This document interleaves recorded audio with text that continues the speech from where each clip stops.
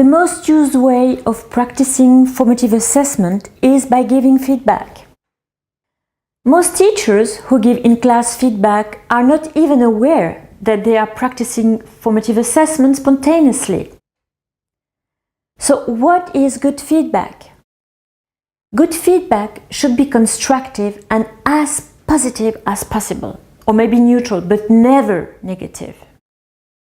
Unfortunately, I have often noticed during class observation as an educational developer that most feedback from faculty focuses on what should be changed or improved rather than on what goes well. These faculty members should absolutely rethink the way they give feedbacks to students. Most faculty members believe that efficient feedback must be critical, highlighting what should be or could be improved.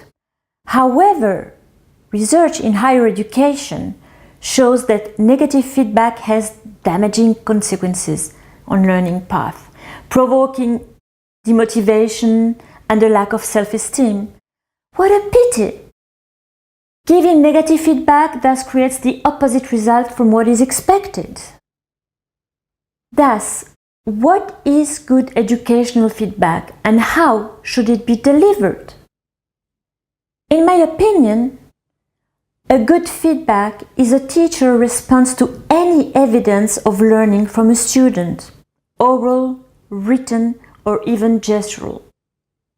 In addition, I believe that constructive educational feedback should respect the 4 rules below.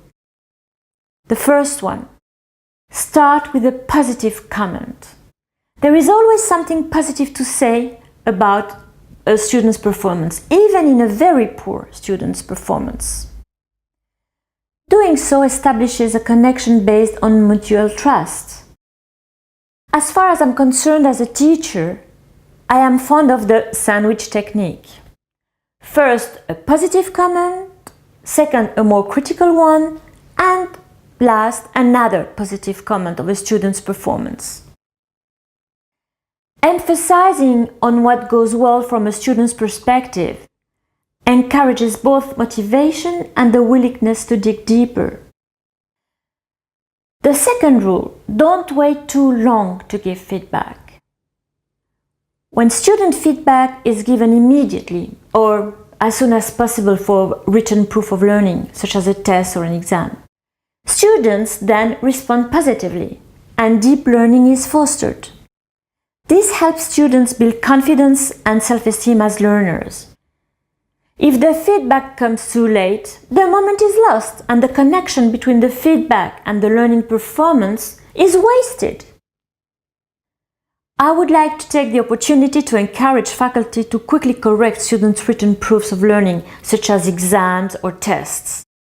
In my opinion, students should receive feedback within a week at the latest. The third rule, respect every individual's learning style. Every learner has a different learning style.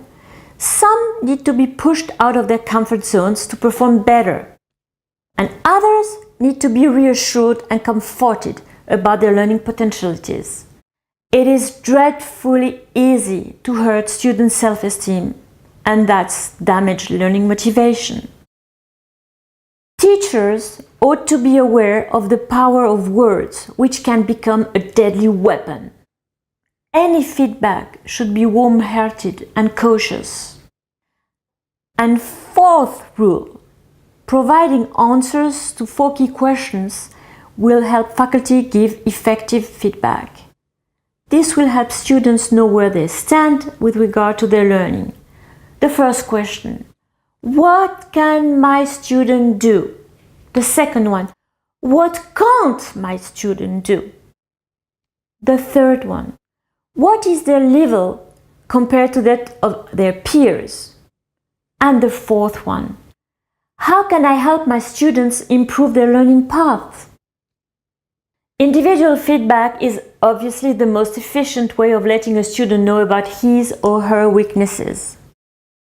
As it is very demanding and sometimes even impossible to give individual feedbacks when teaching to a large group, A good way of giving large group feedback is by categorizing the big issues or obstacles students usually face in their learning experiences. The objective of large group feedbacks is that students can identify themselves to a specific category. Relevant and warm-hearted feedback provides students with powerful insight into their learning path and allow them to build in-depth knowledge. To conclude, positive and focused feedbacks foster students' deep learning while opening the door of motivation to study and self-esteem. Giving effective and warm-hearted feedback will give your students the feeling that they can conquer the world.